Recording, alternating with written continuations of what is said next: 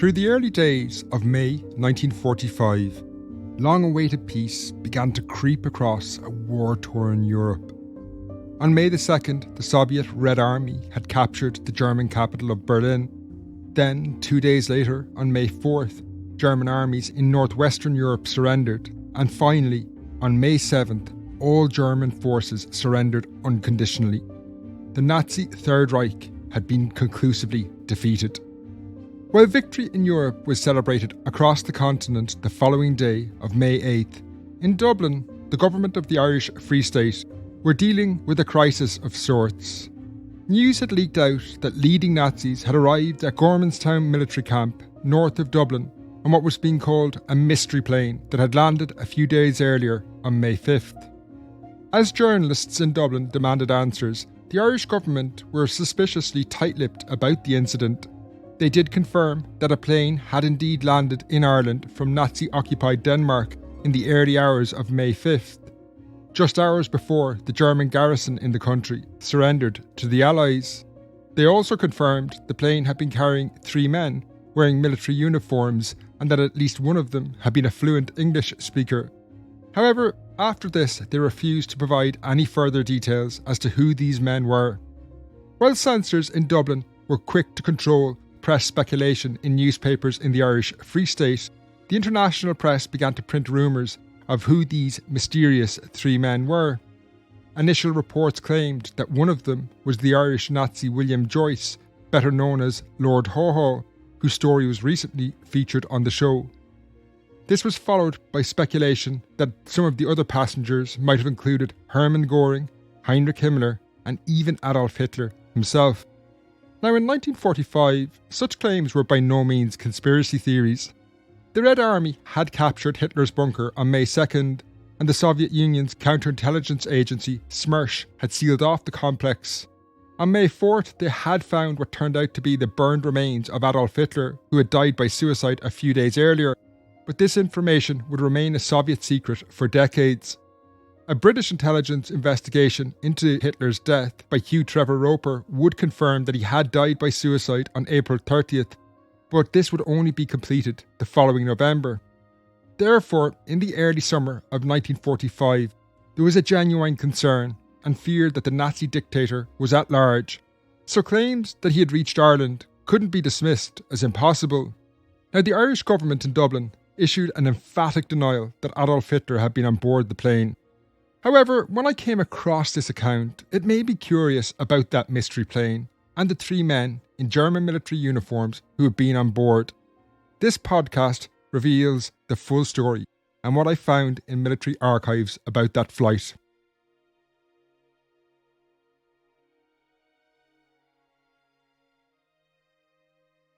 Hello and welcome to the Irish History Podcast. My name is Finn Dwyer.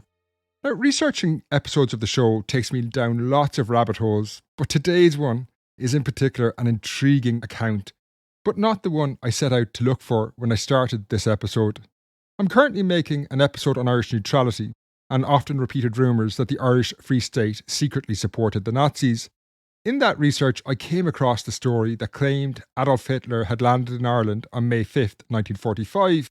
Obviously, it caught my eye, and with a bit of further digging, I came across references to a German plane that had landed north of Dublin in the dying days of the war. I contacted the Irish Military Archives, and they confirmed that they did have a file on the issue, and it was available to the public. Now, after going to Dublin, that file did not disappoint. Spoiler alert, Hitler obviously wasn't on board. But the story of the 3 men who were was in itself very interesting. So after reading the file, I sat down to write the episode which explores Irish neutrality in the Second World War. And I had to include this story because it's just so unusual and to my knowledge had never been published before. I finished the episode yesterday, recorded it, edited, but on listening back it felt like 2 separate shows in one. This story about that flight to Ireland in the dying days of the Second World War is not really related to the podcast on neutrality. However, I didn't want to just edit it out and leave that file to gather dust for another decade until someone finally digs it out and writes about it. So I'm going to give it a podcast of its own today. If you are interested in the file, it's available in the military archives. It's G2X1407. Now, just before I dive into the show, don't forget my first and probably only live show of 2024 is on at the Cork Podcast Festival on September the 6th. I'm really excited about it. The venue is the deconsecrated St. Luke's Church, and I have a really great evening of history lined up. It's woven around interviews and stories, and it's going to be a really special occasion where we'll get to meet face to face. As I said, it'll be the only live show of 2024, and you can get your tickets now in the show notes below. Additional narrations on this episode are by Aidan Crowe, and sound is by Kate Dunley.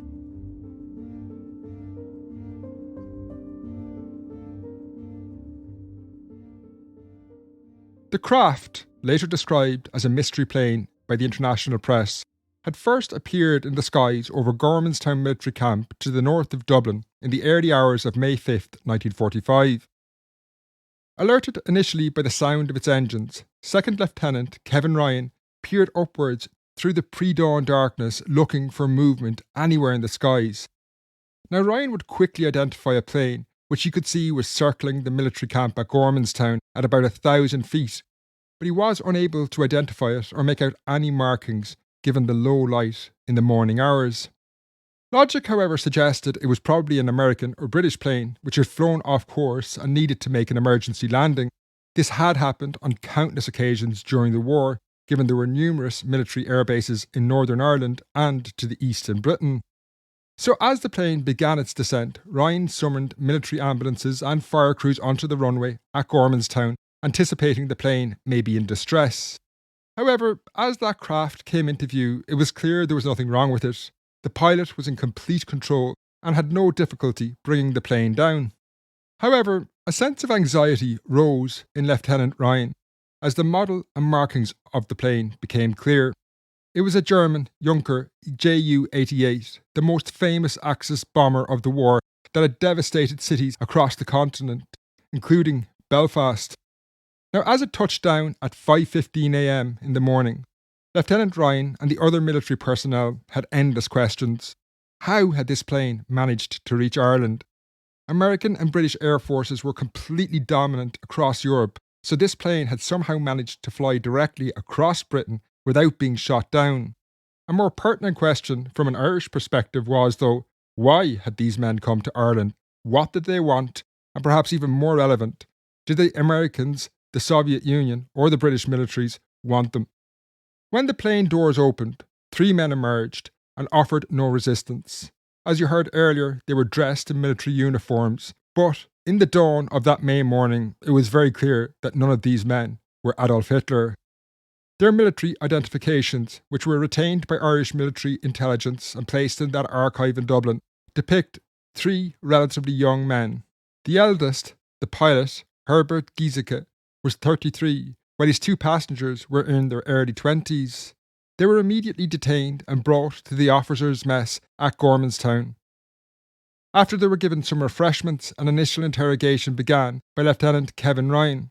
Although he couldn't speak German, the pilot, Giesecke, could speak perfect English. And with the war at an end, he did not hesitate to tell Ryan where they had come from or details of what had been an extraordinary flight to Ireland. Kevin Ryan would later document what Herbert Giesecke said in that interrogation. They had left Denmark 2.5 hours before, as the German forces in Denmark were scheduled to capitulate at 8 a.m. They had flown across England and had almost landed on an aerodrome in the vicinity of Liverpool. Discovering their mistake, they fired a few bursts at the ground personnel and flew on hoping to reach Dublin. Now this is fascinating. I haven't come across any other reference to a German plane attacking an airfield in Britain on May 5th, 1945. And I think, and I'm saying this expecting an avalanche of emails correcting me and telling me that I'm wrong, but with caution to the wind, I think this might be an unrecorded but also the last German attack on British soil. The most commonly accepted date for the last aerial attack in the United Kingdom was an air raid on the city of Hull on St. Patrick's Day in 1945. Elsewhere in his interrogation, Giesecke said that the flight path he took brought him over Middlesbrough and then Liverpool. If you are aware of any other details or have heard this story before, please do get in touch. Anyway, we're going down a sidetrack. From an Irish perspective, the most worrying aspect of Giesecke's interrogation came from the next lines in Kevin Ryan's report. He also stated that more German planes might be expected to land. The expected arrival of more Germans to the Irish Free State at this critical moment in history as Nazi Germany was collapsing was deeply concerning. The government of the Free State had remained neutral throughout the entire Second World War. In 1940 and 1942 it had come under intense pressure from the United Kingdom and the United States, but it refused to join the Allied cause.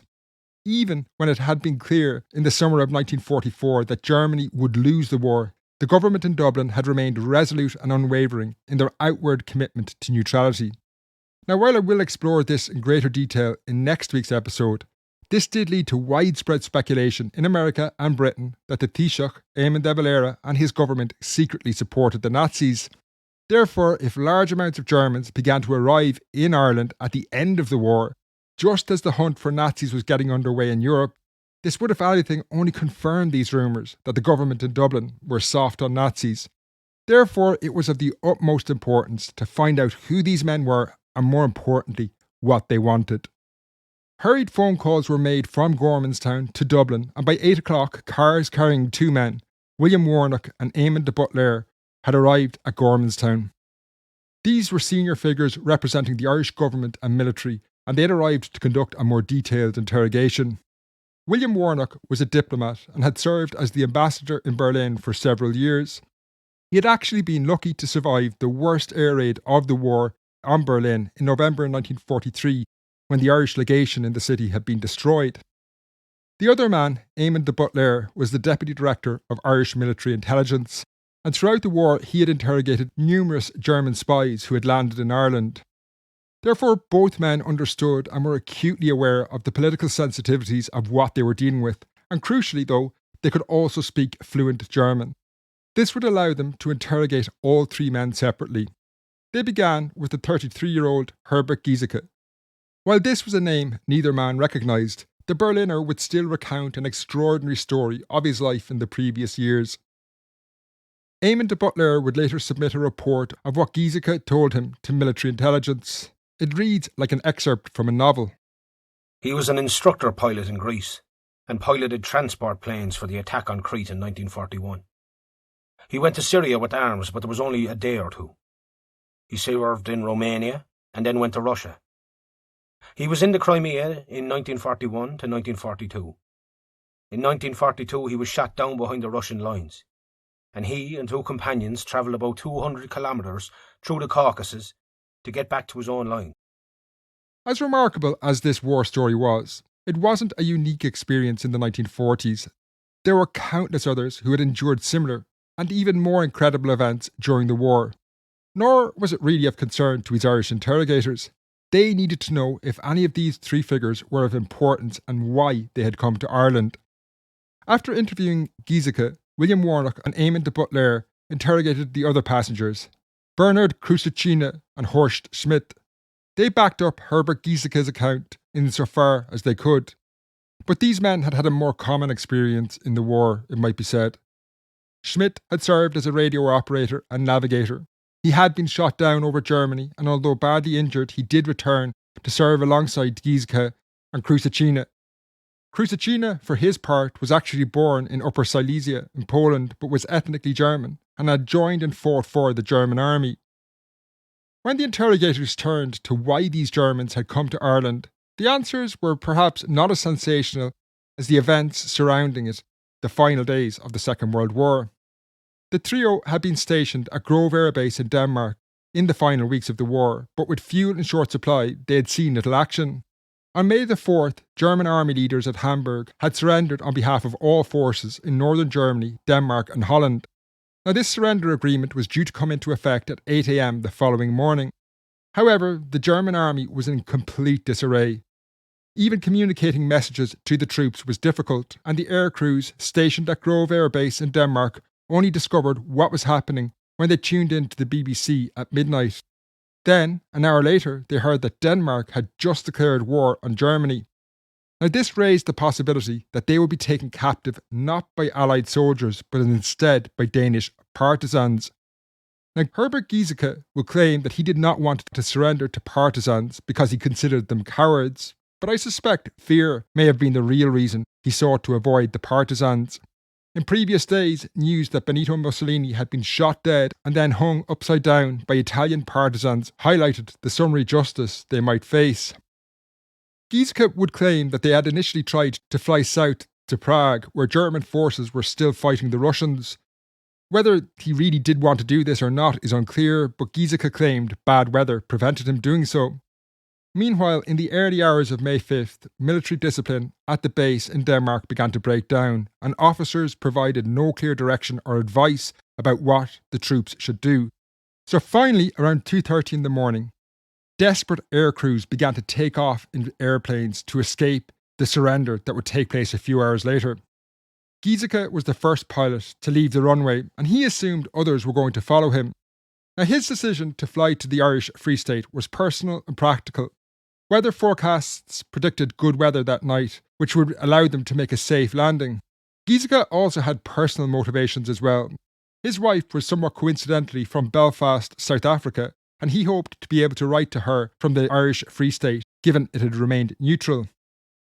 Now, in the following hours and days after these men had arrived at Gormanstown to the north of Dublin, the Irish military kept a keen eye on the eastern horizon, waiting for more German planes to arrive. None did. What happened to the other planes that left Grove Airport in those last chaotic hours of the war is unclear. Although this is something I'll return to in a minute, there was one account that suggested some of them were shot down. However, in early May 1945, when news of the landing seeped out, the press censors in Dublin prevented any commentary on the identities of the crew being published in Irish newspapers. A few lines of basic facts about the landing did appear in the Cork Examiner, but the intelligence file in the military archives contains censored articles that claimed leading Nazis had been on board. Now, as we heard at the top of the show, the censors in Dublin couldn't prevent the international press from repeating such claims around the world. Over the summer of 1945, some of these claims were clearly debunked. William Joyce, better known as Lord Haw-Haw, Hermann Göring and Heinrich Himmler were all taken prisoner and identified in May, so it was clear they couldn't have been on board. Meanwhile, German radio had announced Hitler's death on May 1st, but the fact that the Soviet Union did not release their evidence that they had found his body only fueled speculation that he had somehow survived. Indeed, the arrival of the German plane at Gormanstown was not the only time rumours he had reached Ireland surfaced in that summer. In August 1945, a Swedish newspaper, Aftonbladet, ran a story about a mysterious Nazi radio station called Dietrich Eckart that was broadcasting from Ireland. Now, that name of the radio station, Dietrich Eckart, is somewhat obscure. Eckart was a German poet who had died in the 1920s, but his work was highly influential in Nazi circles. The article claimed that the broadcasts not only claimed that the Nazi dictator Adolf Hitler was alive, but that the broadcaster sounded very much like him. I will say Aftonbladet was not a very reliable source. It had adopted a stance that was very sympathetic to Nazi Germany throughout the war. However, the Soviet news agency TASS would also make claims that Hitler was in Ireland when it claimed he had been spotted in Dublin dressed as a woman in 1945. Now, the Soviet counterintelligence agency, SMERSH, as I said at the top of the show, knew that this was false. They had, after all, brought what was left of Adolf Hitler back to Moscow in May 1945. Finally, though, in November, British intelligence, through extensive interrogations of people who had been in Hitler's bunker in the final days of the war, were able to piece together what had happened and confirm that Hitler had taken his own life by suicide. Now, in terms of the story of the three airmen who had reached Ireland, their mission was successful, on a personal level at least. On the 8th of May, Giesecke and Schmidt were allowed to write to their relatives. Irish military intelligence retained copies and translations of these letters. Giesecke wrote to his wife in South Africa, and it appears to have been the first communication between the couple in a very long time. He spoke of how his daughter must have grown a lot, how he missed his wife, and then his own anxieties and insecurities surfaced when he pondered whether she had missed him. Schmidt would write a letter to his grandfather and possibly a second one to his mother, although that one wasn't retained in the military archives. Neither man made any reference to how they felt about the war. Given they were writing on May 8th, just as the war ended, the overwhelming emotion and sense from the letters was one of relief. However, as I say, none gave any details about their own actions or events during the war, save Giesecke's account of his escape through the Caucasus back in 1942. There was certainly no sense of regret over actions they had carried out during the war, and it's certainly difficult to believe that Herbert Giesecke, who had spent a year in Russia, was not at least aware of the atrocities being carried out there. What happened to the three men in the longer term is very unclear. They were handed over to the British in the following weeks, and the bomber they had arrived in was flown back to Britain in early June. When British pilots arrived to collect that bomber, they also carried out an interrogation of the three. Now, leading these British interrogators was Captain Eric Brown, who published a memoir about his wartime experiences, which included details of the story that Giesecke told him. What's interesting about this account is that it's clear that Giesecke's story was changing. By the time he spoke to Eric Brown, it was June 1945, and the war was over a month, and Giesecke was clearly trying to adapt his life and story and wartime experiences to a post-war world.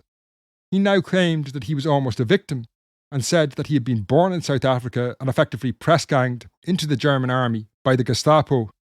However, in his initial interrogation with Irish intelligence, he told them a very different story. They had his identification papers which showed he had been born in Berlin, and he told them he had been living in South Africa and had coincidentally been back in Germany on holidays in the summer of 1939. He was what was called a potential officer, and he expected to be called up. So he sent his wife back to South Africa and he enlisted in the German army. There was no sense, however, that he was forced to enlist or even bitter about it. He also, unsurprisingly, didn't tell his British interrogators that he had fired at the ground crews outside Liverpool. Instead, he claimed that there had been originally 4 bombers flying in formation from Denmark west towards Ireland. He said that one had been shot down over Manchester and that the other 2 were lost, presumably crashing into the Irish Sea. I have to say, this version of events is not very reliable or believable. Eric Brown wrote his memoir 40 years after he had spoken to Giesecke, and it's clear that the German was trying to distance himself from his own wartime experiences in this new account of his life in the 1940s.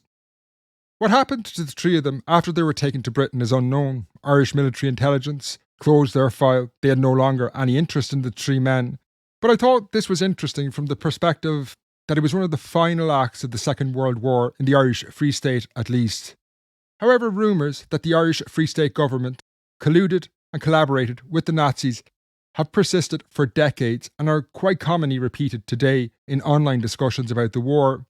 These include claims that German U-boats refuelled in secret bases off the west coast of Ireland, all the way through to the notion that the Irish Free State, by accident or design, aided the Luftwaffe during the Blitz. Now, in the next show, I'm going to explore these claims, where they come from, and what the truth behind them is. It's a real case of trying to separate fact from fiction. Finally, before I go, don't forget you can get tickets to my upcoming live show on September the 6th in Cork. As I say, it's probably going to be the only live show of 2024, so I'd love to see you there. You can get tickets in the show notes below. Until next time, Slán.